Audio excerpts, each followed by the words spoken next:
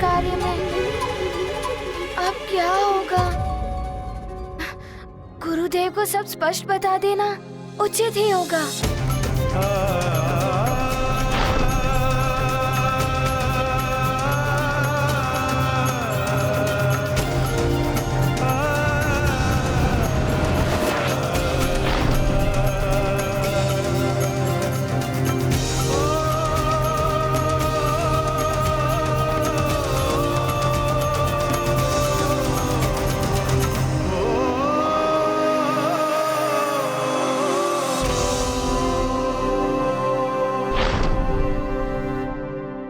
स्वामी, हनुमान तो असफल हो गए, अब क्या होगा? प्रिय, सफलता प्राप्ति के लिए अपनाए गए छोटे मार्ग एवं लघु उपाय सदैव अनुचित और अनर्थकारी होते हैं। विशेष रूप से ज्ञान प्राप्ति के लिए कोई छोटा मार्ग नहीं होता, और जो ज्ञान प्राप्ति के लिए छोटे मार्ग को चुनते हैं उनका ज्ञान अधूरा रह जाता है, जो कभी कभी हानिकारक तो होता ही है, असफलता का कारण भी बनता है।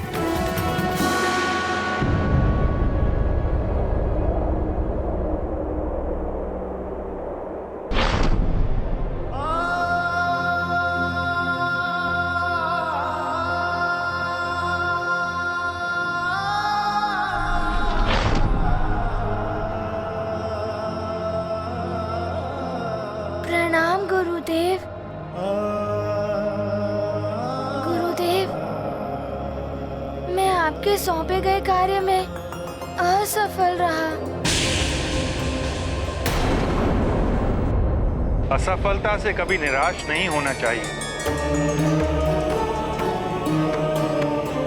असफलता ही सफलता की ओर ले जाने वाली सीढ़ी है वत्स। इस असफलता ने तुम्हें ये तो सिखा दिया कि ज्ञान प्राप्ति के लिए कभी भी लघु मार्ग नहीं अपनाना चाहिए। आप सत्य कह रहे हैं गुरुदेव, किंतु मुझे कोई और उपाय सूझ ही नहीं रहा था। जल पात्र से ध्यान हटाकर उल्का पिंडों की गणना करूं तो जल छलक उठता है, और पात्र पर ध्यान देता तो गणना नहीं हो पा रही थी। वत्स, तुम प्रातः से सायंकाल तक अनेकों कार्य करते हो, किंतु उन कार्यों पर मन एकाग्र करते हुए श्वास लेना भूल जाते हो क्या? नहीं गुरुदेव। हनुमान, हमारा मस्तिष्क हृदय गति, श्वसन क्रिया, पाचन आदि क्रिया, देखना, सुनना, चलना, बोलना, सीखना, ये सब कार्य एक ही समय में एक साथ संपन्न करता है। हमारा मस्तिष्क असीम शक्तियों का भंडार है। आवश्यकता है तो उन्हें पहचान कर उनका प्रयोग करने की। मस्तिष्क के एक भाग को जल पात्र पर केंद्रित करो और दूसरे भाग को उल्का पिंडों पर। हनुमान, इस अभ्यास से ही तुम भावी जीवन में मन को एकाग्र करके एक साथ अनेक कार्य करने की दक्षता प्राप्त कर सकोगे। मन, आत्मा और बुद्धि के संतुलन को समझ पाओगे तुम। अब तो जान गए पुत्र कि तुम्हें कैसे अपना कार्य करना है। मैं सब समझ गया गुरुदेव। मन, मस्तिष्क और बुद्धि का ऐसा संतुलन बनाना है कि पात्र से ध्यान भी ना हटे और उल्का पिंडों की गणना भी होती रहे। उचित है पुत्र, अब जाओ और पुनः प्रयास करो। अवश्य गुरुदेव, प्रणाम। असफलता में ज्ञान निहित गुरु वचन से हुआ विदित। गुरु ने गूढ़ पाठ सिखाया, महत्व परिश्रम का समझाया। संतुलित हो मन और बुद्धि, संभव होगी तब कार्य सिद्धि। हनुमत करेंगे पुनः प्रयास गुरु सूत्र मेरे साथ मेरी माता एवं पिताश्री का भी आशीर्वाद है। महाबली हनुमत की रुचिकर लीला राम भगत की जय जय जय नंदन राम जय जय जय महाबली हनुमान। अब देख वानर नरेश, मैं तेरी देह को कितनी भागों में विभाजित करता हूँ। अब तू नहीं बचेगा मेरे वार से।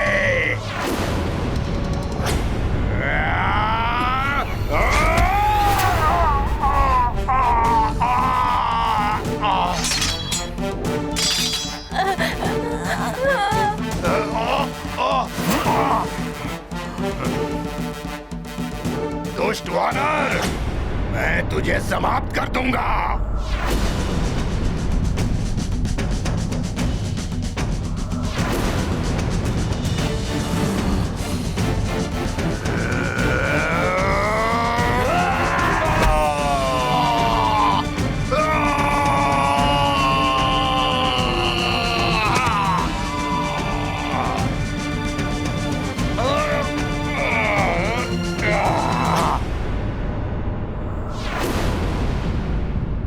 मुझे यहाँ से निकाल तुच्छ वानर। तुम्हें कोई नहीं निकालेगा वज्रासुर। अब जीवन भर ऐसे ही पड़े रहोगे तुम।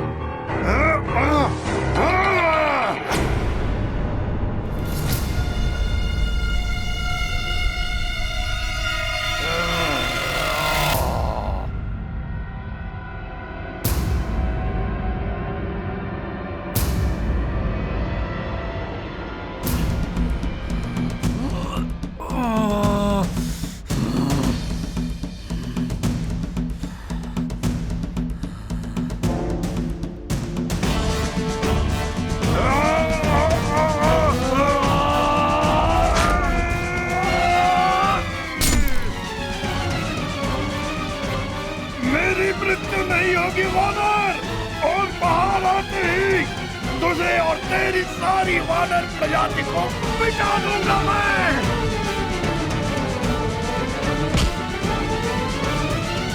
सेनापति, बालकों को बंधन मुक्त कराकर सुमेरु ले चलो। हमें शीघ्र वहां पहुंचना है। कदाचित हनुमान की कोई सूचना आई हो। जी महाराज।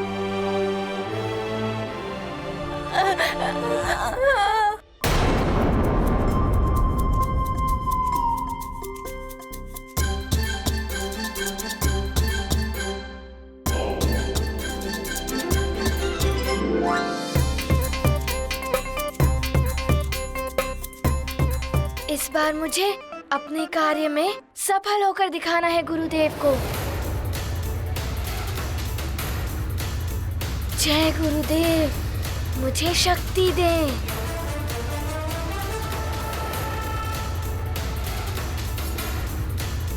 एक उल्का, 2, 3, 4, 5, 6।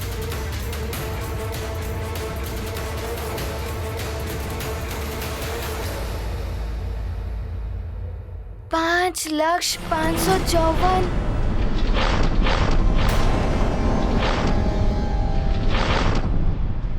इससे बचना होगा और उनकी गणना भी करनी है।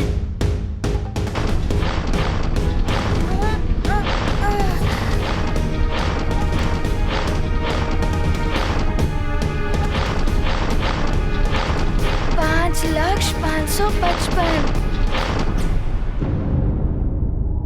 अब तो हनुमान की ये परिक्रमा सफल हो ही जाएगी।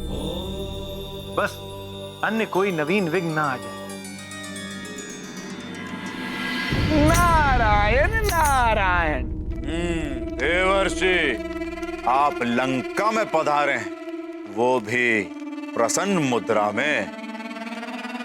आश्चर्य है। लंकेश रावण श्री हरि नारायण की भक्ति।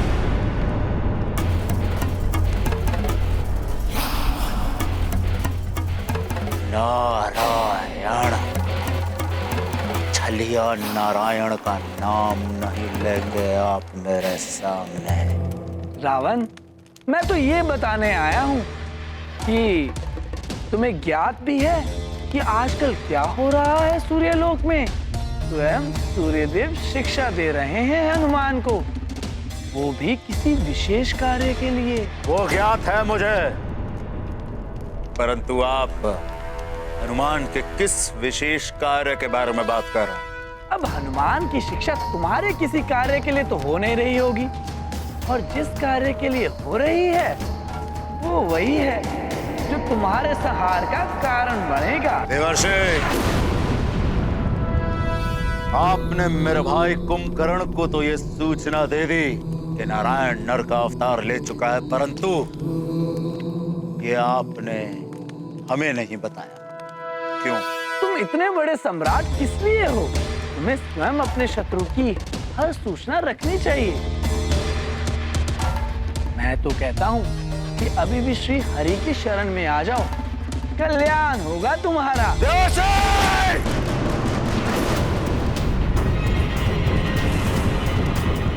यदि ये वाणी किसी और के मुख से निकली होती तो महादेव की सौगंध, उसका शीश उसके धड़ से अलग मृत्यु के मुख में होता। मृत्यु के मुख में तो सभी को जाना है एक दिन इस मृत्यु लोक में। मृत्यु ही अटल सत्य है। नारायण नारायण। सूर्यदेव स्वयं हनुमान को शिक्षा दे रहे हैं, उन्हें रोकने के लिए भी स्वयं ही जाना होगा।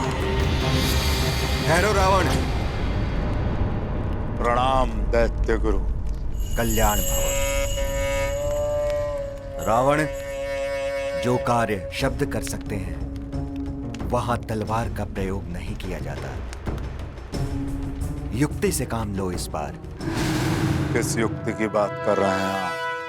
रावण, हनुमान को 7 दिनों में अपनी शिक्षा पूर्ण करनी है। एक बात मैं बता दूं, हनुमान की भांति ही वरुण देव का पुत्र गौ भी सूर्यदेव के पास शिक्षा लेने के लिए गया था, परंतु सूर्यदेव ने उन्हें शिक्षा देने से मना कर दिया। समझ गया दैत्य गुरु कि मुझे क्या करना है। अब किसी भी स्थिति में 7 दिन में हनुमान की शिक्षा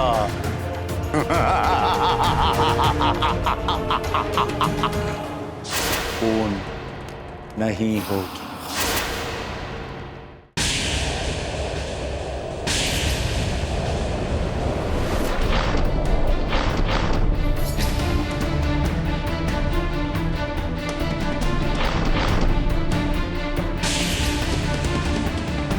पाँच लाख 556।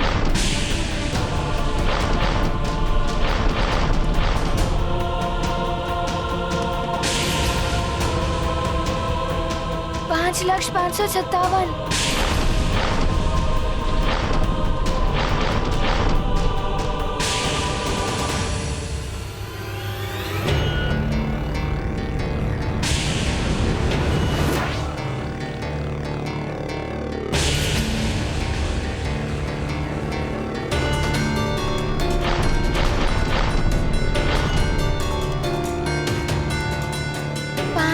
5,558।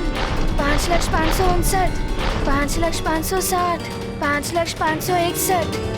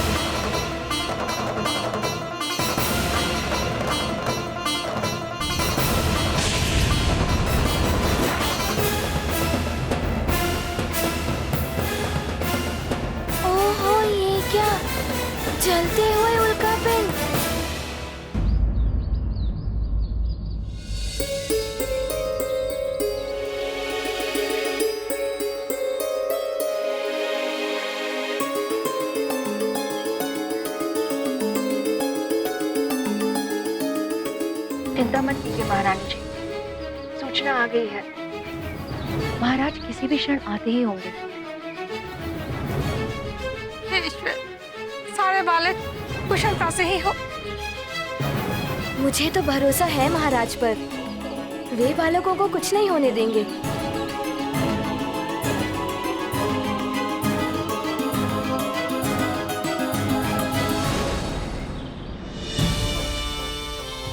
देखो महाराज केसरी आ गए। बालक भी साथ हैं। महाराज, मेरा पुत्र। स्वामी, कुशल तो होना पुत्र। देखिए, आपके पराक्रम से सभी परिवार कितने प्रसन्न हो उठे हैं। सब माताओं के जैसे प्राण वापस लौट आए। मेरे पुत्र, मेरे लाल, तुझे असुरों ने सताया तो नहीं? माँ, मुझे उन असुरों के सताने का भय नहीं था, मुझे आप सबकी चिंता थी। महाराज ने आकर हम सबको बचा लिया।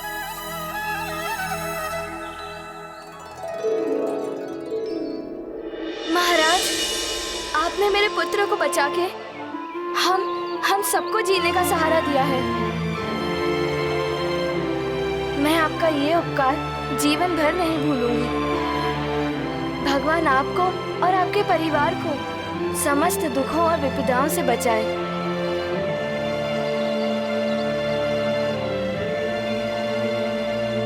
बहन, प्रजा और शरणागत की रक्षा करना तो राजा का कर्तव्य है।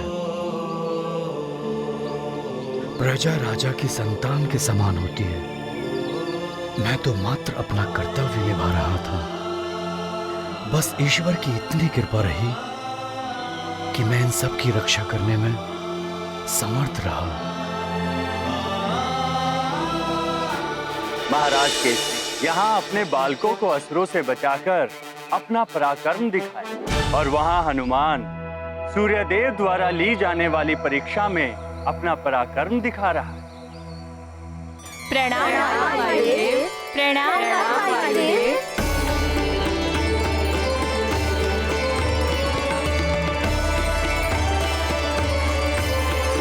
अर्थात सूर्यदेव ने मेरे पुत्र हनुमान को अपने शिष्य के रूप में स्वीकार कर लिया। हाँ देवी अंजना, अब संसार के सबसे बड़े ज्ञान मंदिर के आचार्य सूर्यदेव उसके गुरु हैं।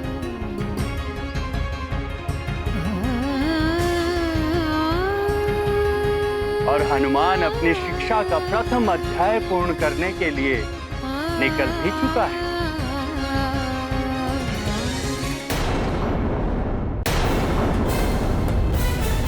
इन जलते हुए उल्कापिंडों की गणना करने में बड़ी ही कठिनाई होगी। ये सब तो गोलाकार घूमते हुए आगे आ रहे हैं।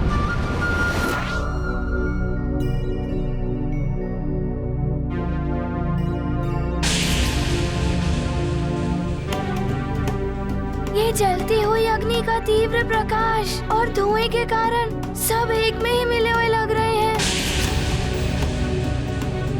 इससे मेरी गणना में त्रुटि हो सकती है। मुझे कुछ करना होगा। हनुमत देख हुए विचलित, उल्का समूह गतिमान ज्वलित, अंधकार धूम्र से छाया, हनुमत दृष्टि पे भ्रम का साया।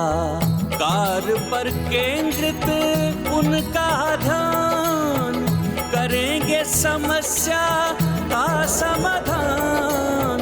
उल्काओं की अग्नि को बुझाया, जटिल पहेली को सुलझाया। ये गाथा महाबली हनुमत की, रुचिकर लीला राम भगत की। जय जय जय रघुनंदन राम, जय जय जय महाबली हनुमान। इस जल से भरे पात्र को लेकर तुम्हें संपूर्ण सृष्टि की परिक्रमा करनी। तुम्हें मार्ग में जितने भी उल्कापिंड मिले तुम्हें उनकी गणना करनी। किंतु तुम्हें यह ध्यान रखना होगा हनुमान कि इस जल के पात्र से एक भी बूंद बाहर नहीं गिरनी चाहिए।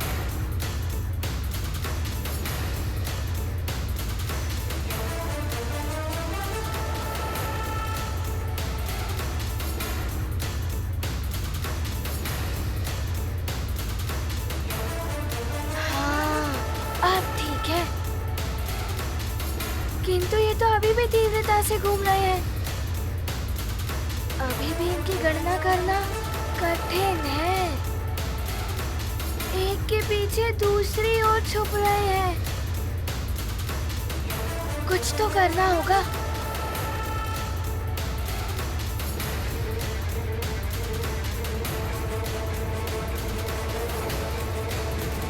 नारायण नारायण।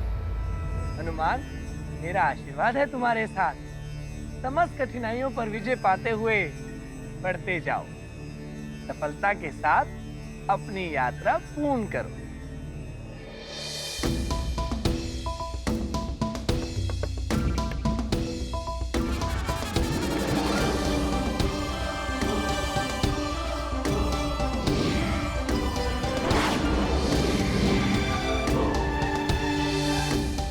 हनुमान, कोई भी विपदा या बाधा अब तुम्हारे मार्ग में बाधक न बन सके।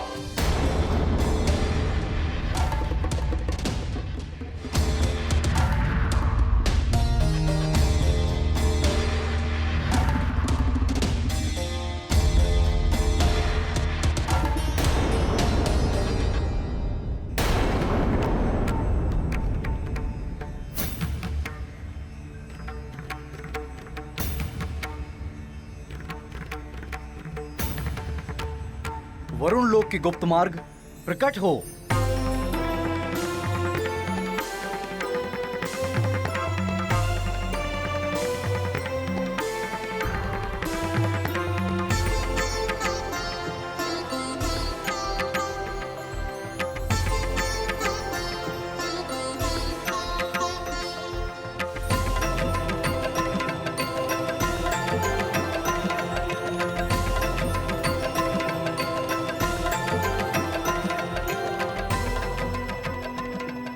आप आ गए स्वामी। देखिए ना क्या दशा हो गई है मेरे पुत्र की। अन्न जल सब कुछ त्याग दिया है इसने और विश्राम भी नहीं कर रहा। यहाँ तक कि किसी को अपने समीप भी नहीं आने दे रहा है। ये सब सूर्य देव के कारण हुआ है। ऐसा नहीं है देवी, ये सब गौ की अक्षमता के कारण हुआ है। ये स्वयं ही सूर्यदेव को प्रभावित नहीं कर पाया। आप इस पर क्यों क्रोधित हो रहे हैं? आप स्वयं सोचिए ना, एक वानर पुत्र एक देव पुत्र से कैसे अधिक योग्य हो सकता है? मुझे तो स्पष्ट दिखाई दे रहा है कि सूर्य देव ने पक्षपात किया है। पक्षपात? सूर्यदेव क्यों करेंगे पक्षपात? क्यों? आपको स्मरण नहीं? लंकेश रावण के बंधन से हनुमान ने ही उन्हें मुक्त कराया था।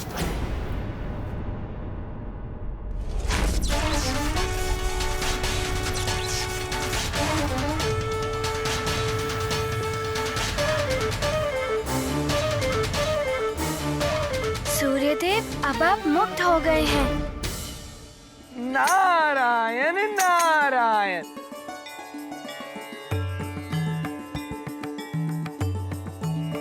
प्रणाम देवर्षि। शुभमस्तु।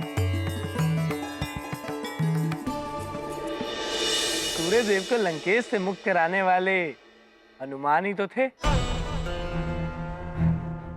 अब जब हनुमान को शीघ्र ही शिक्षा की आवश्यकता थी तो हनुमान की योग्यता देखकर सूर्यदेव ने शिक्षा के लिए उनका चयन कर लिया। वही तो मैं भी कह रही हूँ कि हनुमान की वो योग्यता देखी सूर्यदेव ने।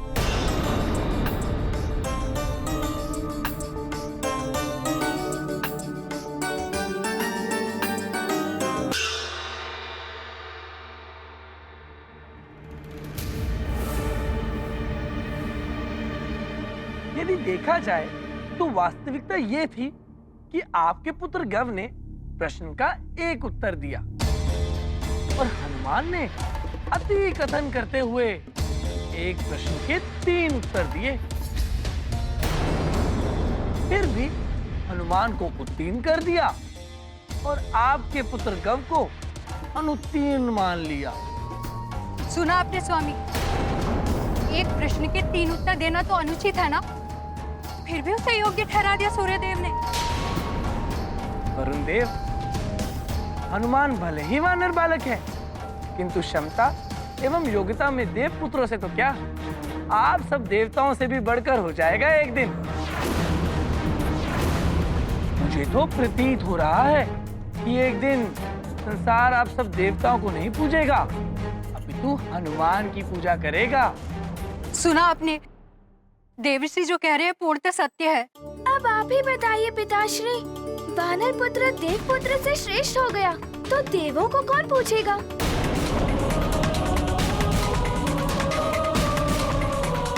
सूर्यदेव तो आपके समान देवता है, उन्हें सर्वप्रथम देव पुत्रों के हित का प्रयास करना चाहिए था, ताकि किसी वानर का पक्षपात करना ही था तो हम देव पुत्रों को प्राथमिकता देनी चाहिए थी। देव पुत्रों के साथ अन्याय हो रहा है, फिर भी आप शांत हैं। पिताश्री, आपको इस अन्याय के विरुद्ध सर उठाना चाहिए।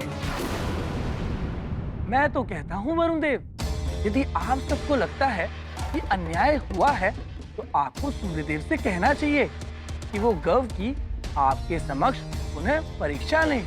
हाँ, देवर्षि सत्य कह रहे हैं।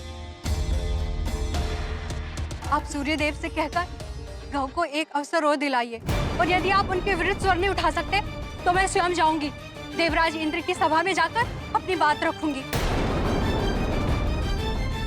फिर देखती हूँ कि कैसे सूर्यदेव देव पुत्र को एक और करके किसी वानर को शिक्षा देते हैं। अच्छा ठीक है, मैं देवराज इंद्र से बात करूंगा इस विषय में। मैं उनके समक्ष अपना पक्ष रखूंगा। आप अभी तक चिंतन कर रहे हैं, शीघ्रता कीजिए। अवश्य देवी। आपको अवश्य बात करनी चाहिए वरुण देव, आप भी तो उनके समान प्रमुख देवताओं में से एक हैं। आप जो भी निर्णय लेंगे उचित ही लेंगे। नारायण नारायण। स्वामी, मुझे कुछ समझ में नहीं आ रहा है कि देवर्षि नारद ये सब कर क्या रहे हैं। कभी रावण को हनुमान की शिक्षा के विरुद्ध भड़काते हैं तो कभी वरुण देव को उकसाते हैं। प्रिय, देवर्षि नारद देवत्व एवं ऋष्यत्व का अनूठा संगम है। त्रिकालदर्शी हैं वो। उनकी अनुचित से दिखाई देने वाली विचित्र लीलाओं का उद्देश्य अंततः संसार का कल्याण ही होता है। अब लंकेश रावण एवं वरुण देव को भड़काने के पीछे उनका कौन सा उद्देश्य है? इससे हनुमान की शिक्षा अवरुद्ध होती है या नहीं? अब ये सब तो आगे चलकर ही ज्ञात हो पाएगा प्रिय।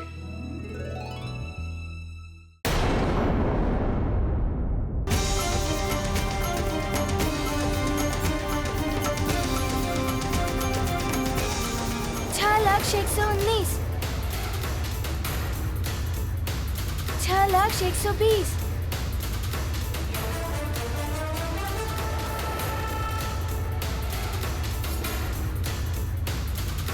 6,121 6,122 6,123 6,124 6,125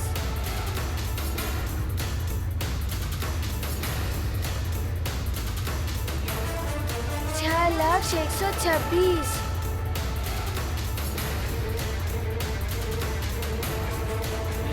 अब तो परिक्रमा पूर्ण होने में कुछ ही दूरी की यात्रा शेष है, किंतु मुझे शीघ्रता करनी होगी। संध्या काल से पूर्व ही ये कार्य संपन्न करना होगा मुझे।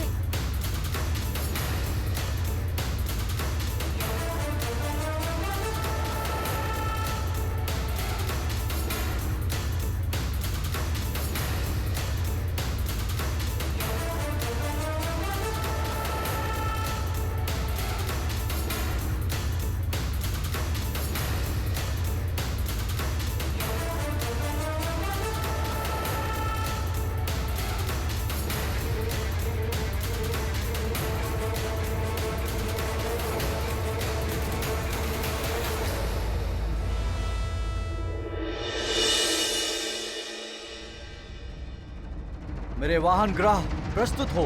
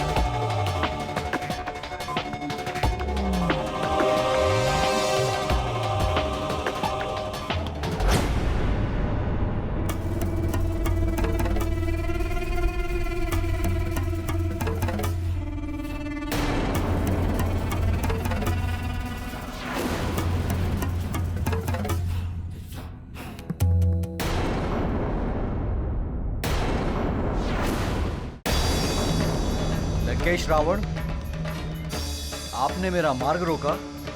आज लंकेश रावण आपका मार्ग रोकने नहीं, अपितु आपको मार्ग दिखाने आए हैं। मित्रता करने आए हैं आपके साथ वरुण देव। मित्रता? लंकेश, आप तो मित्रता उसी से करते हैं जिससे आपको कुछ लाभ हो। शत्रु का शत्रु भी मित्र होता है वरुण देव। हम जानते हैं उस तुच्छ वानर के कारण आपके पुत्र, एक देव पुत्र के साथ अन्याय किया गया। वो भी किस लिए? इसलिए कि उसने सूर्य देव को बंधन से मुक्त कराया था। उस उपकार का मूल्य चुकाया गया है आपके पुत्र पर अन्याय करके वरुण देव। अन्याय मेरे पुत्र के साथ हुआ है, आपके साथ तो नहीं ना? अन्याय सुनने में एक साधारण शब्द, किंतु इसकी पीड़ा वही हृदय समझ सकता है जिसके साथ होता है ये अन्याय। समुद्र मंथन के समय अमृत बांटने में किया गया अन्याय, छल करके कितने ही असुरों का संहार किया गया अन्याय। मुझे नर और वानर छोड़कर सबसे अवध्य रहने का वरदान प्राप्त हुआ स्वयं ब्रह्मदेव से। तो मेरे काल के लिए नर और वानर के रूप में जन्म लेने की प्रक्रिया आरंभ कर दी गई वरुण देव। ये होता है अन्याय। अब उसी वानर बालक के कारण आपके पुत्र के साथ भी हो रहा है यही अन्याय। वो वानर बालक मेरा भी शत्रु है। उसकी शिक्षा, कोई कार्य, उसे रोकना मेरा परम धर्म है। वरुण देव, अन्याय के विरुद्ध इस युद्ध में आप मेरा साथ दें। लंकेश, अभी मेरा इतना बुरा समय नहीं आया कि मुझे अपनी लड़ाई लड़ने के लिए किसी असुर की सहायता की आवश्यकता पड़े। मेरी ग्रह दशा ठीक है, मेरे अन्याय का निर्णय देव सभा में हो जाएगा। ग्रह दशा?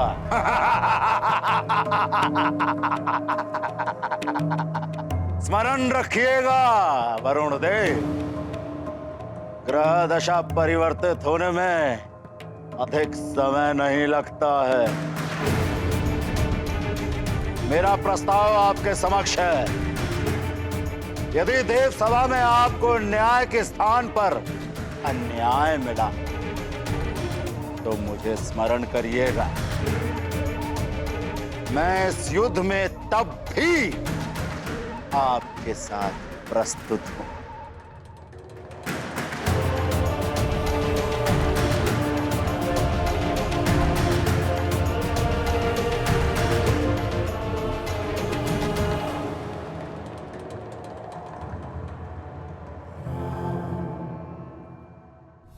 अपने पुत्र को अधिकार दिलाने के लिए मुझे किसी रावण की आवश्यकता नहीं है।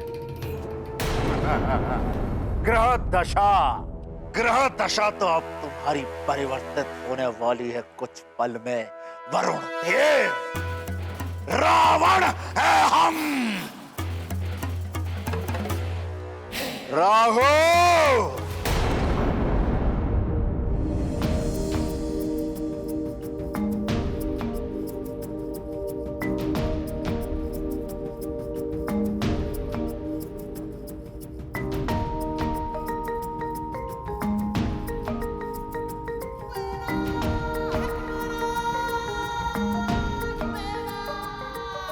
तो गुरुदेव का रथ भी दिखाई देने लगा है। सृष्टि की परिक्रमा पूर्ण होने को है।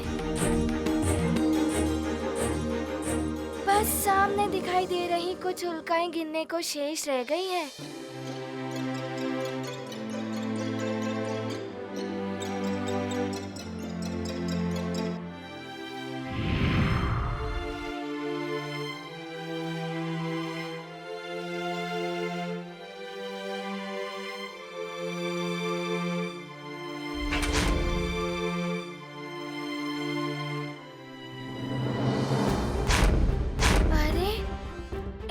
पिंडों को तो मैं कुछ ही क्षणों में गिन लूंगा। राहु! जय हो लंकेश। कैसे स्मरण किया आपने? राहु, अपनी ग्रह दिशा से प्रभावित कर दो वरुण देव। उसके सर पर सवार हो जाओ। इतना विवश कर दो उसे कि उसका हर निर्णय विपरीत ही हो। उसका हर अनुचित निर्णय हमारे लिए उचित निर्णय होगा। किंतु लंकेश, पिछली बार ब्रह्मदेव ने मुझे चेतावनी दी थी कि मुझ लंकेश का कोई आदेश ना मानना, तभी तुम्हें ग्रहों के रूप में देवता के समान रखा जाएगा, यही ना? राहु, ये छल है इन देवताओं का। तुम कुछ भी कर लो, तुम्हें सदैव ये संसार एक असुर के रूप में ही देखेगा। राहु, तुम्हें देवताओं की दास्तां स्वीकार है या अपने असुरों का हित साधोगे तुम? आपने मेरे नेत्रों पर पड़ा ब्रह्म का आवरण हटा दिया है लंकेश। मैं अभी जाकर वरुण देव की मति को भ्रष्ट कर देता हूं। जय हो लंकेश।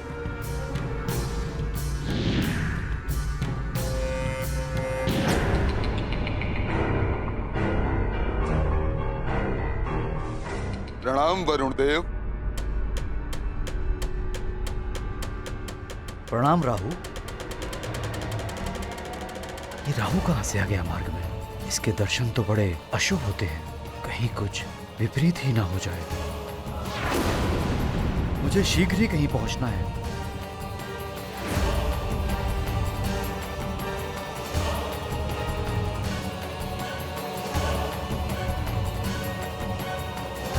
मुझसे तो बचकर निकल ली, किंतु मेरी छाया से कैसे बचोगे? वो तो तुम पर पड़ ही जाएगी और उसके पश्चात तुम्हारे सभी निर्णय विपरीत ही होंगे।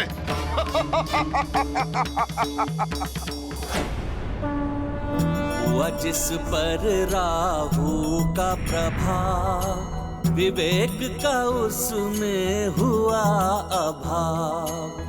वरुण देव पर राहु छाया, कलुषित विचार उन्हें हो। वारुणी उचित ही कह रही थी, मुझे अन्याय के विरुद्ध स्वर उठाना ही होगा। मैंने निर्णय कर लिया है, बिना देवपुत्रों की शिक्षा के हनुमान की शिक्षा पूर्ण नहीं होगी।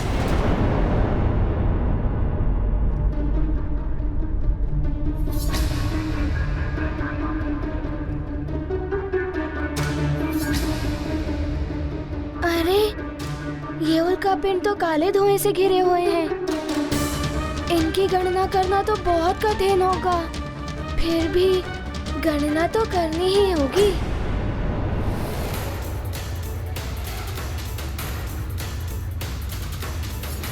ये हुआ 18 कोटि 61 लाख 12 सहस्त्र 41वां उल्कापिंड।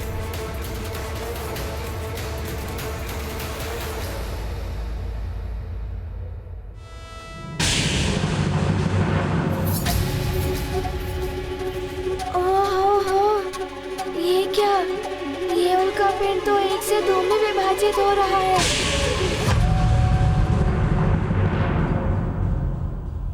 तो अब ये 18 कोटि 61 लाख 12 सहस्त्र 41 नहीं हुए। नहीं, ये हुए 18 कोटि 61 लाख 12 सहस्त्र 42।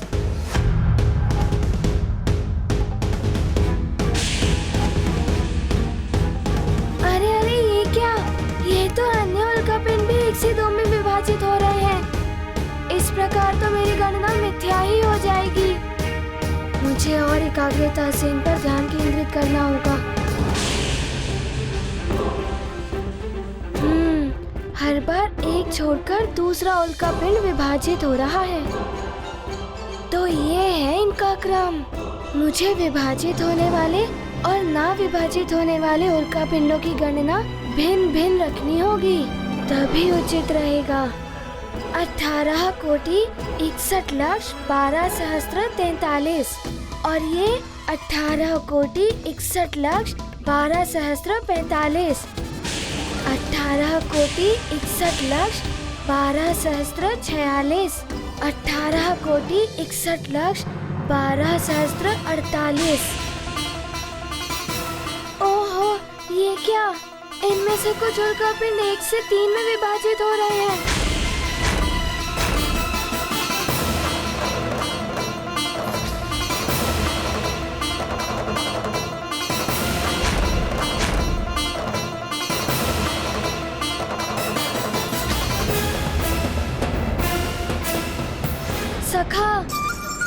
सखा, अब तुम्हें ही मेरी सहायता करनी होगी। जाओ और अपना पराक्रम दिखाओ।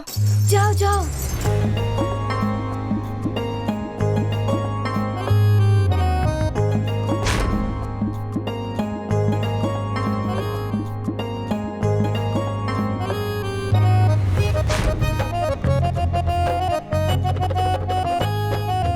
हाँ, ये ठीक है। अब मेरी गणना में त्रुटि नहीं होगी।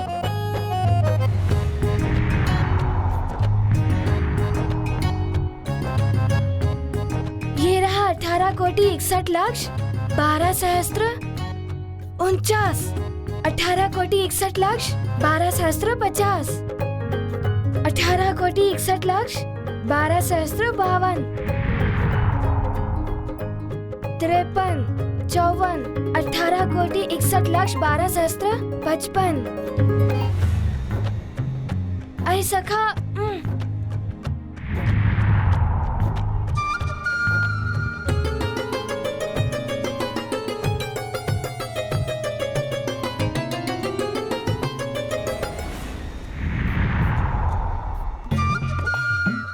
सखा रुको।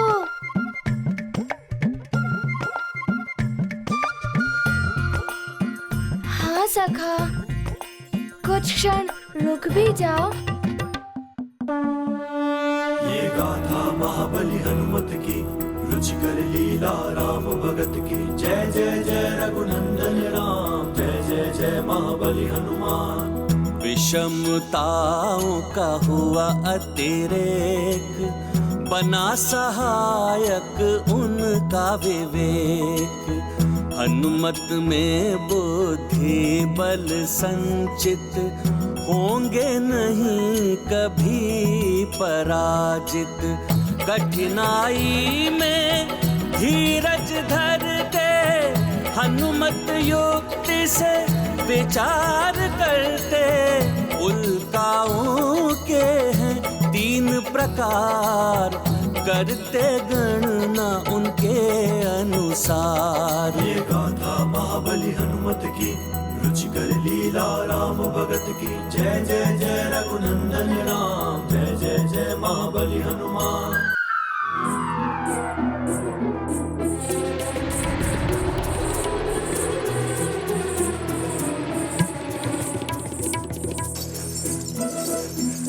धन्यवाद सखा।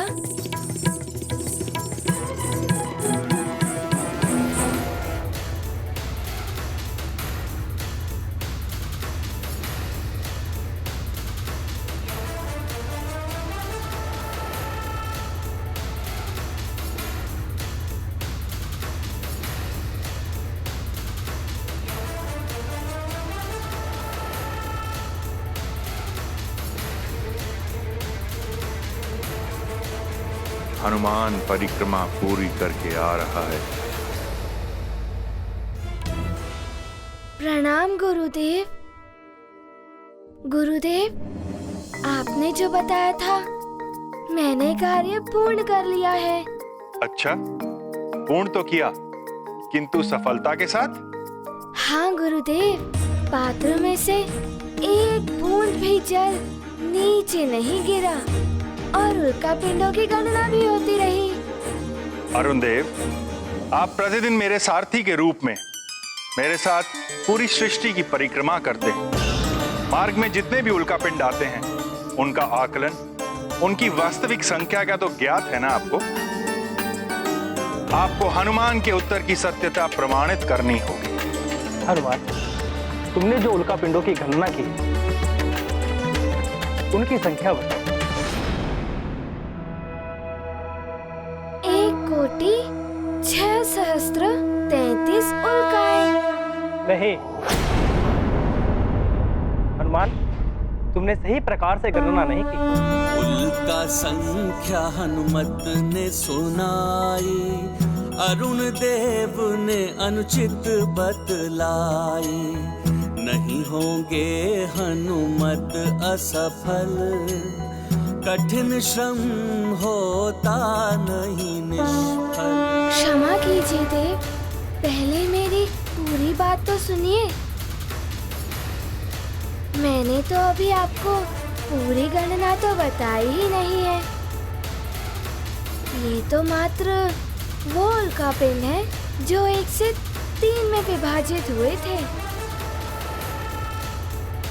इनके अतिरिक्त 2,14,14,334 वो उल्का पिंड थे जो 1 में से 2 विभाजित हुए थे।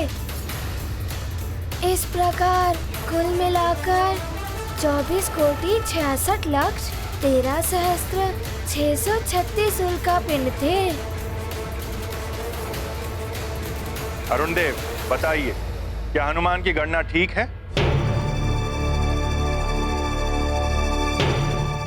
हे प्रभु, मेरी गणना ठीक हो, कहीं मुझसे कोई त्रुटि ना हो गई हो।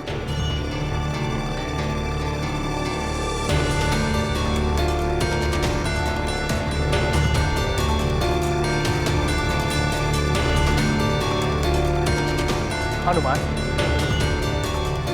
जो तुमने उल्का पिंडों की गणना की है वो पूर्णतः सत्य है। प्रत्येक पक्ष का रखा ध्यान, हनुमत ने किया उचित समाधान। कितना भी होता साध्य, बुद्धि से पूर्ण होता कार्य। ये गाथा महाबली हनुमत की, रुचिकर लीला राम भगत की। जय जय जय रघुनंदन राम, जय जय जय महाबली हनुमान। वत्स हनुमान, तुमने विपरीत परिस्थितियों में एकाग्रता का उच्च स्तर प्राप्त कर लिया। प्रणाम गुरुदेव। ये सब आपके गुरु ज्ञान के कारण ही संभव हुआ है और इसके लिए आपको नमन।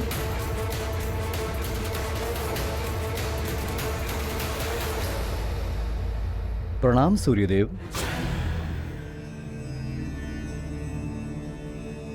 प्रणाम। कीर्तिवान भवा पुत्र हनुमान।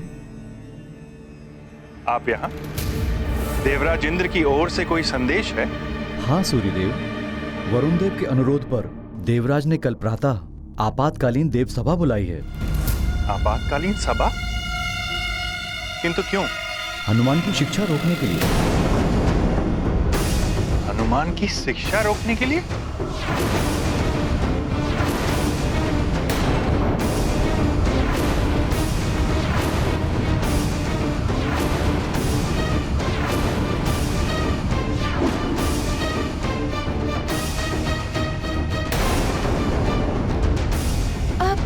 व्यवधान, मेरी शिक्षा पूर्ण हो भी पाएगी या नहीं?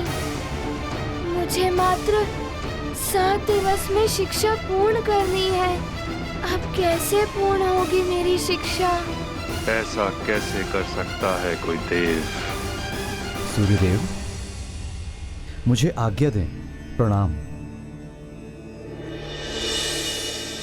गुरुदेव, आपके द्वारा ली गई परीक्षा में मैं उत्तीर्ण रहा हूँ, फिर कोई कैसे मेरी शिक्षा को रोक सकता है?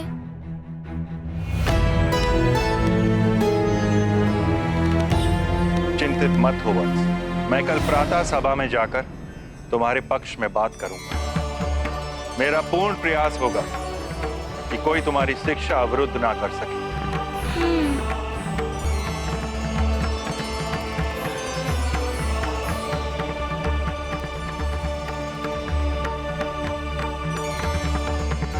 संध्या काल हो गया है हनुमान, तुम्हारी आज की शिक्षा पूर्ण हुई।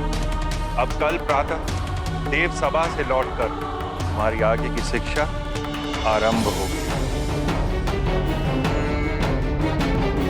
मुझे स्वयं ज्ञात नहीं पुत्र कि ये क्या हो रहा है। प्रणाम गुरुदेव।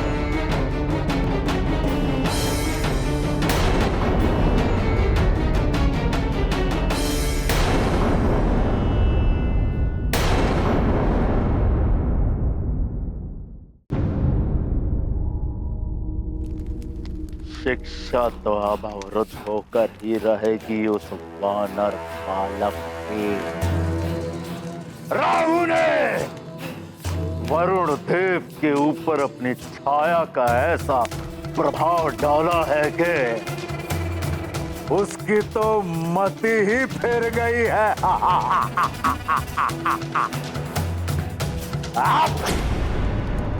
वरुण देव अब स्वयं मेरा कार्य करेंगे।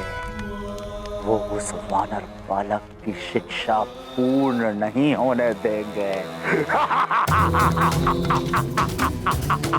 राहु, प्रसन्न कर दिया तुमने दशानन रावण को।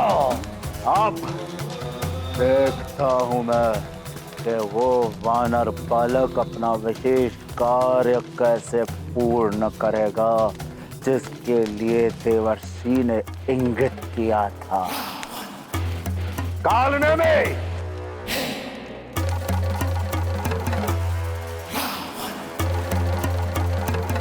वज्रासुर के बारे में कोई सूचना मिली है कि नहीं?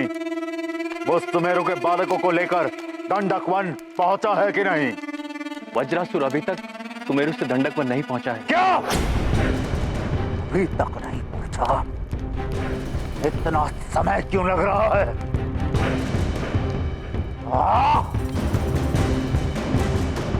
और तुम सब उत्तर दिशा की ओर जाओ। अंग बंग, अयोध्या, जनकपुरी, कौशल कहके आदि राज्यों से और बालकों का अपहरण करो और उन्हें दंडक वन में एकत्रित करो। उस नारायण के नर अवतार को मैं शीघ्र ढूंढना चाहता हूं। जाओ। ऐसा ही होगा लंकेश। जय लंकेश।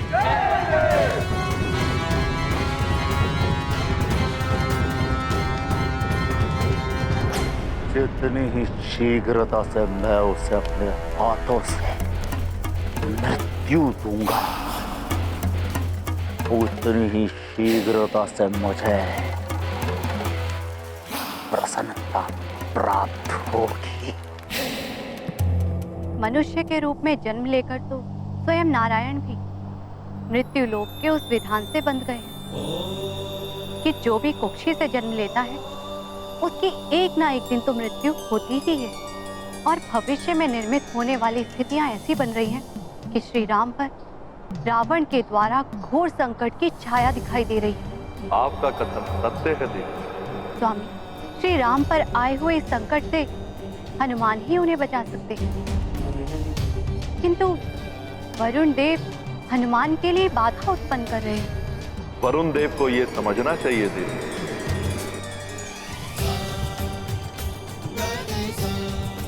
अब ये भी हनुमान की एक परीक्षा है और इस परीक्षा को भी हनुमान को उत्तीर्ण करना होगा।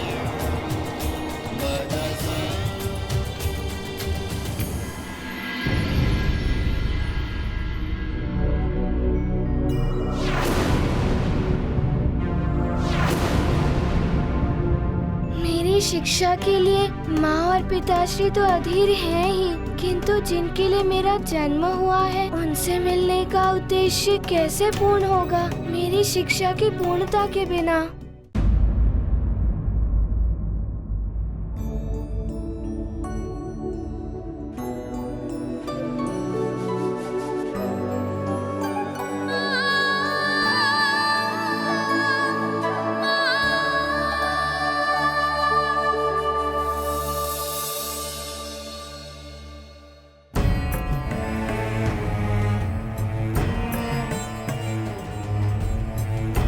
ये हनुमान को क्या हुआ?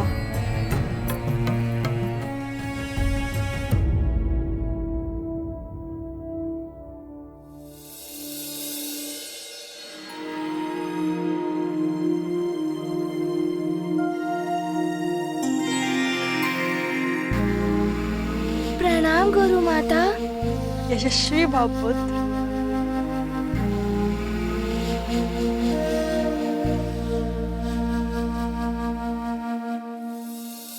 देव सभा के बारे में सोच रहे हो पुत्र, लेकिन उसकी चिंता तुम मत करो, तुम्हारे गुरुदेव सब संभाल लेंगे।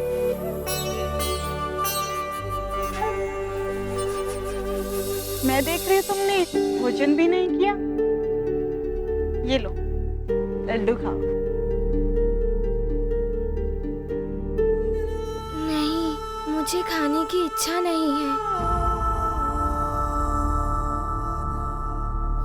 यदि मेरे स्थान पर तुम्हारी माता अंजना होती तो क्या फिर भी तुम यही कहते?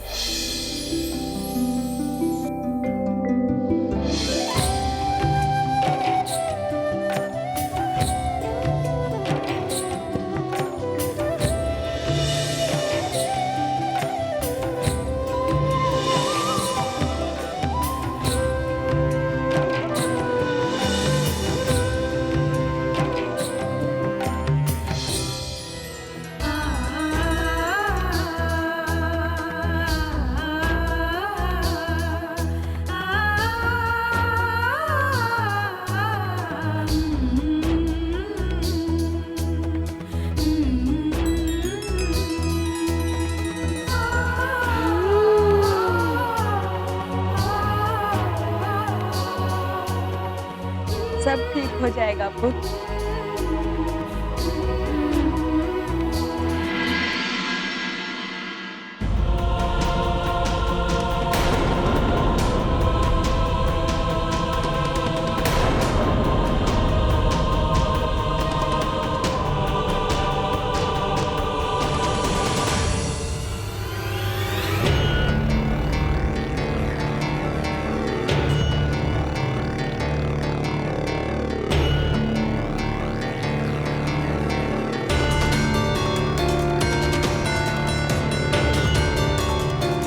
ना जाने क्या हुआ होगा देव सभा में। मेरी आगे की शिक्षा होगी भी या नहीं।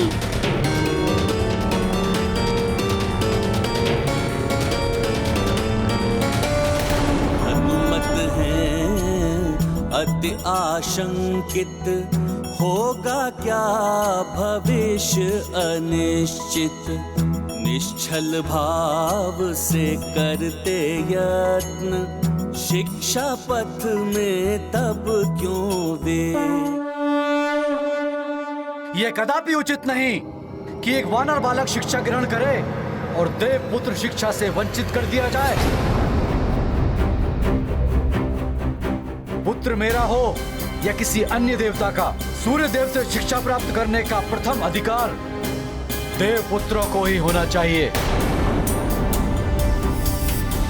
किंतु सूर्य देव पक्षपात करते हुए एक वानर बालक को वरीयता देकर उसे शिक्षा दे रहे हैं। वरुण देव, हनुमान कोई साधारण वानर बालक नहीं, रुद्रांश ज्ञात है मुझे, किंतु सत्य तो यही है कि वो है तो एक वानर बालक ही, और वानर बालक से पूर्व वरीयता देवपुत्र को मिलनी चाहिए। आप सब भी स्मरण रखिए, यदि सूर्य देव मेरे पुत्र को शिक्षा नहीं देंगे तो हनुमान की शिक्षा किसी भी प्रकार से पूर्ण नहीं होने दूंगा मैं। वरुण देव, आप चुनौती दे रहे हैं मुझे? हाँ,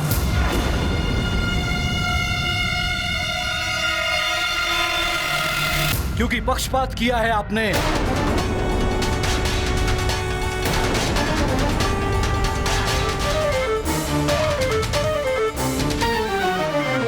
नारायण नारायण। जब राहु शीश पर सवार हो तो मति ऐसे ही भ्रष्ट हो जाती है जैसे वरुण देव की हुई है। उन्हें तो स्वयं ही ज्ञात नहीं है कि वो क्या बोल रहे हैं। राहु उनके शीश पर चढ़कर उनसे बुलवा रहा है। नारायण नारायण। वरुण देव, ये मिथ्या आरोप है मुझ पर। मैं सूर्य कभी किसी के साथ पक्षपात नहीं करता। सूर्य लोक में जो भी बालक शिष्य बनने आता है उन सब की परीक्षा ली जाती है। यदि आपका पुत्र गव योग्य होता तो उसे हनुमान से पूर्व शिक्षा दी जाती और हनुमान को अन्य छात्रों की तरह गव की शिक्षा को पूर्ण होने तक की प्रतीक्षा करनी पड़ती। वरुण देव, आज तक मेरे न्याय पर किसी ने भी प्रश्न नहीं उठाया है।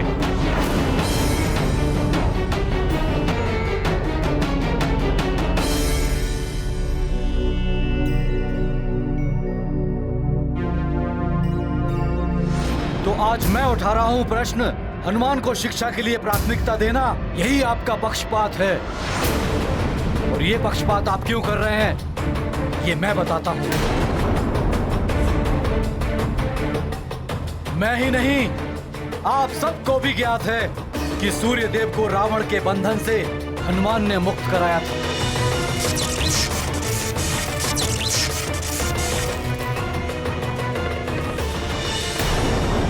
उस उपकार का प्रतिफल चुकाया गया है हनुमान को शिष्य बनाकर। ये पक्षपात नहीं तो और क्या है? वरुण देव, आप अमर्यादित व्यवहार कर रहे हैं जो देव सभा के अनुकूल नहीं है। वरुण देव, शिक्षा तो मेरे पुत्र जयंत की भी स्थगित है, किंतु मुझे तो इसमें कोई आपत्ति नहीं है। आपको आपत्ति होनी चाहिए। सूर्य देव का गुरुकुल देवों का गुरुकुल है, जिसमें शिक्षा प्राप्त करने के लिए देव पुत्रों को किसी भी प्रकार की परीक्षा की आवश्यकता नहीं होनी चाहिए थी। योग्यता का मापदंड गुरु और शिष्य दोनों के लिए आवश्यक है, इसीलिए परीक्षा का विधान है ये। मुझे तो ये भी ज्ञात नहीं ऐसी कौन सी परीक्षा ली आपने मेरे पुत्र की जिसमें उसे आपने अयोग्य घोषित कर दिया। मेरे समक्ष तो ली नहीं आपने परीक्षा।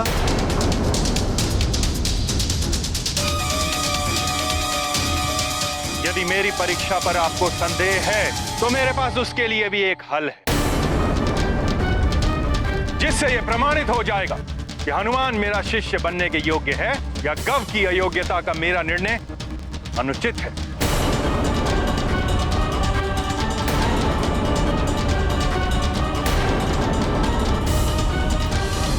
उत्तम, अति उत्तम। बड़ा ही शुभ समाचार लेकर आए हो राहु। बस दशानंद, किसी भी प्रकार इस प्रतिस्पर्धा में उस बानर को परास्त कराना है।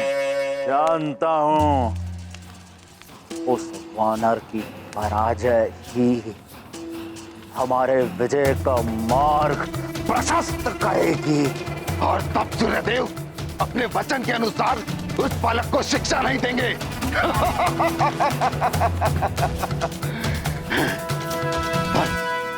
बस चिंता इस बात की है कि उस हनुमान के पास मायावी शक्तियां हैं और वरुण देव के पुत्र गौ के पास ऐसी कोई शक्तियां नहीं। गौ के पास ऐसी कोई शक्ति है नहीं, पर होगी। उसे शक्तिशाली बनाऊंगा मैं, दशानन रावण। उस वानर बालक के पास दिव्य शक्तियां है ना, तो गौ को मायावी शक्तियां प्रदान करूंगा मैं। उन शक्तियों को पाने के पश्चात गौ सहजता से उस वानर बालक को परास्त कर देगा।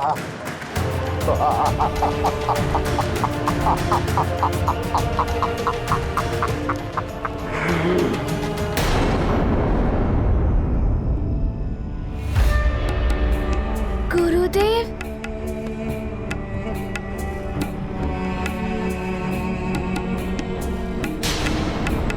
प्रणाम गुरुदेव। गुरुदेव, क्या निर्णय हुआ देव सभा में? क्या आप मुझे शिक्षा प्रदान करेंगे ना? पुत्र, तुम्हारी शिक्षा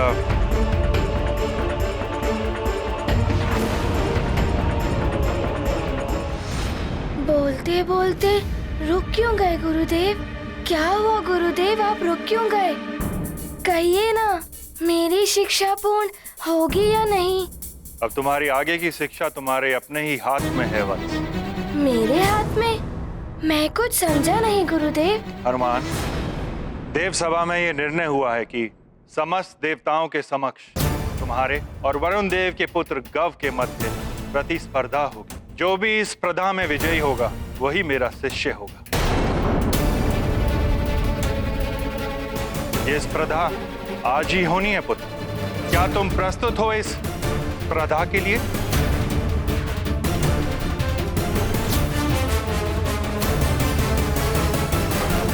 मैं किसी भी स्पर्धा के लिए प्रस्तुत हूँ गुरुदेव। मुझे अपनी शिक्षा पूर्ण करनी है। तुम्हारी भावना सराहनीय है पुत्र। मेरा आशीर्वाद तुम्हारे साथ है। प्रणाम गुरुदेव।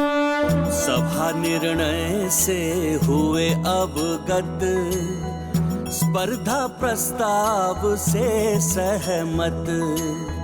अपनी क्षमता में रख विश्वास, शुद्ध मन से करेंगे प्रयास। प्रत्येक परीक्षा हेतु प्रस्तुत, ज्ञानार्जन को पूर्ण समर्पित।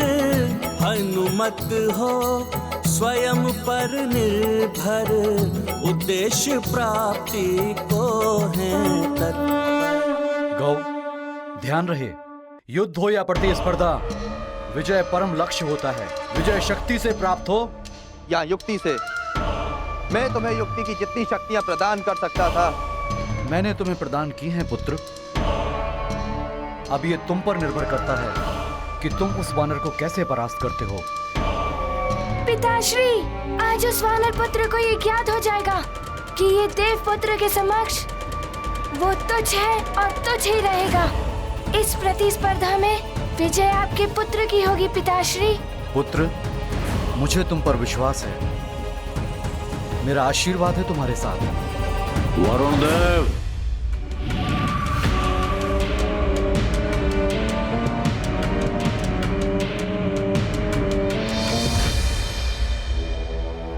ये रावण यहां भी आ गया।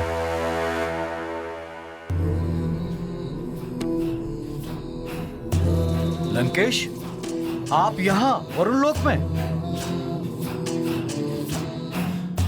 वरुण देव, रावण के लिए कोई भी लोक अगम्य नहीं है।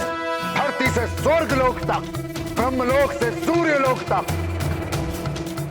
मैं कहीं भी आ जा सकता हूं। मैं तो आपके पुत्र को आशीर्वाद देने आया हूं, जिसके बिना इसकी विजय संभव नहीं है।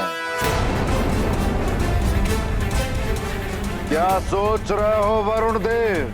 इसकी विजय सुनिश्चित करने के लिए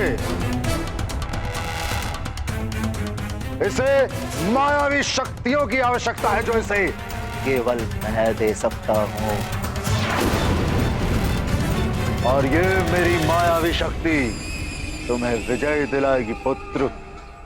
किंतु मैं इनसे कोई शक्ति क्यों लूं? पुत्र, ये यहाँ मित्रता के भाव से आए हैं। अभी तुम्हारा लक्ष्य है विजय की प्राप्ति। लंकेश, रावण का भी आशीर्वाद तुम्हारे साथ रहेगा पुत्र गव, जिसके बिना तुम्हारी विजय असंभव है। प्रणाम लंकेश। विजय भव। ये आशीर्वाद तो आपने भी दे दिया अपने पुत्र को वरुण देव, किंतु इसकी विजय सुनिश्चित करने के लिए इसे मायावी शक्तियों की भी आवश्यकता है, जो इसे केवल मैं दे सकता हूं।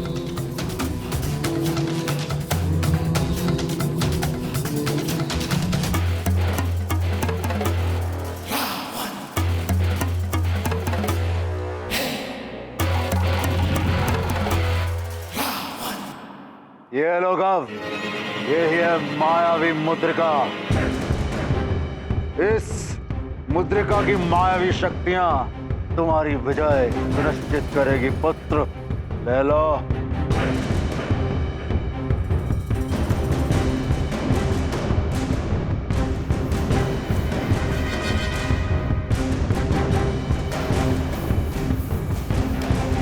अपने पुत्र के लिए मैं कुछ भी कर सकता हूँ, अब तो रावण से मित्रता भी। किंतु इससे प्रयोग कैसे करना है लंकेश? तुम्हें कुछ विशेष नहीं करना है पुत्र। पर्दा आरंभ होने के पश्चात जैसे ही तुम्हें अवसर मिले, इसके रत्न को दबा लेना। इसमें निहित मायावी शक्तियां जागृत हो जाएंगी, फिर ये स्वयं ही अपना कार्य करेंगी पुत्र।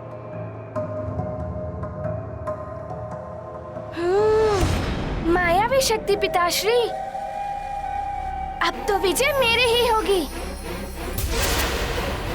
उस तुच्छ वानर को परास्त होना ही होगा। किंतु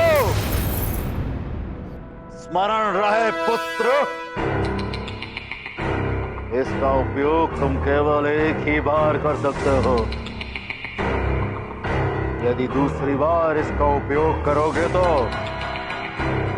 इसका प्रभाव प्रतिकूल भी पड़ सकता है। मैं समझ गया लंकेश, इसके लिए आपका बहुत बहुत धन्यवाद। लंकेश, ऐसे समय में आप मेरे पुत्र की सहायता के लिए आए। आपके इस उपकार के लिए मैं सदा आपका आभारी रहूंगा। वरुण देव, उस तुच्छ वानर को देवताओं ने अपने शीश पर चढ़ा रखा है। उसकी तुच्छता का आभास उसे होना ही चाहिए। उस वानर की पराजय में गव का भविष्य और मेरी भी विजय छुपी हुई है। किंतु किंतु किंतु क्या लंकेश? किंतु ये वरुण देव कि आपको भी मेरा एक कार्य करना होगा।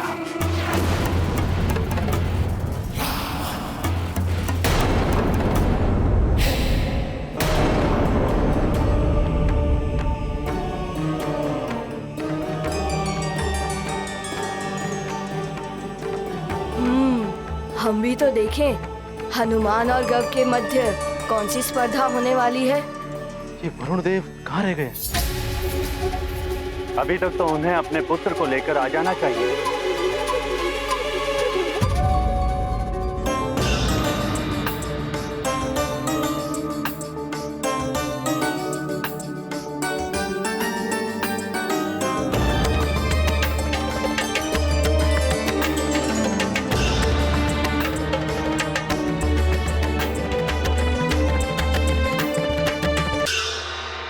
प्रणाम वरुण देव।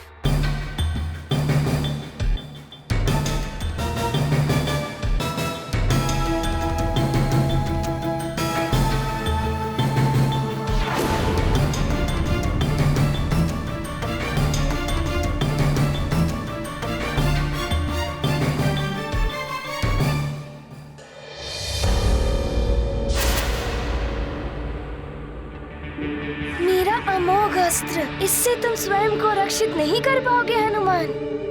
देवगुरु बृहस्पति, वायुदेव, अग्निदेव एवं यहां उपस्थित सभी देवगण एवं बालकों, आज आप सबके समक्ष एक स्पर्धा होगी हनुमान और गव के मध्य, और जो भी स्पर्धा में विजेता होगा उसे ही सूर्यदेव की शिक्षा प्राप्त होने का अधिकार होगा।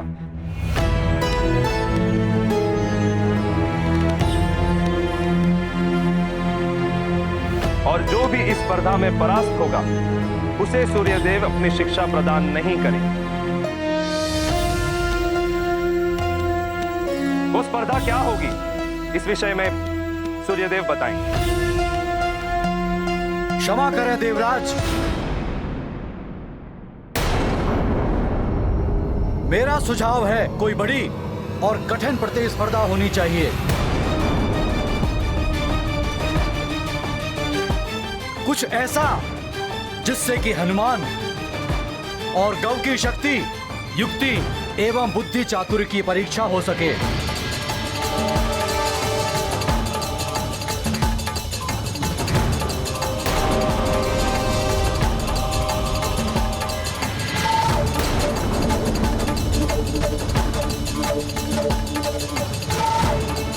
एक बार सूर्यदेव बड़ी प्रतियोगिता के लिए हाँ कर दे, फिर मैं वो करूंगा जो रावण ने कहा था। मैं ऐसी प्रतिस्पर्धा रखूंगा कि वरुण देव भयभीत होकर स्वयं ही अपने पुत्र को प्रतिस्पर्धा से हटा लेंगे। उचित है। यदि वरुण देव की यही इच्छा है कि प्रतिस्पर्धा कठिन होनी चाहिए, तो यह स्पर्धा काल कुंभ के भीतर से ध्वजा लेकर आने की।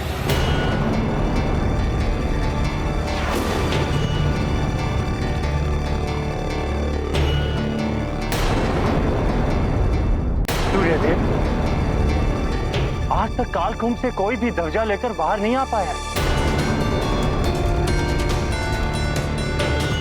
चाहे वो देवपुत्र हो, ऋषि पुत्र हो या गंधर्व पुत्र, जो भी उस ध्वजा को लेने कालकुंभ में गया है वो वहीं पर बंदी बनकर रह गया है।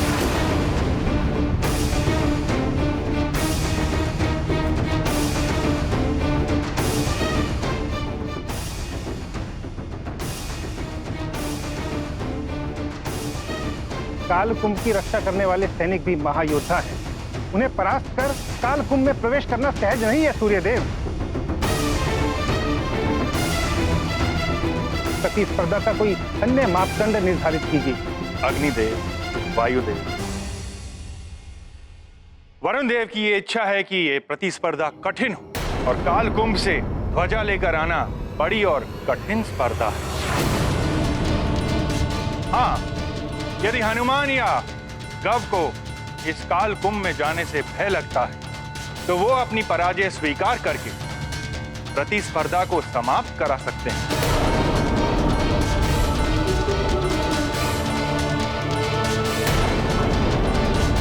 यदि किसी को कोई आपत्ति ना हो, तो ये प्रतिस्पर्धा आरंभ की जाए।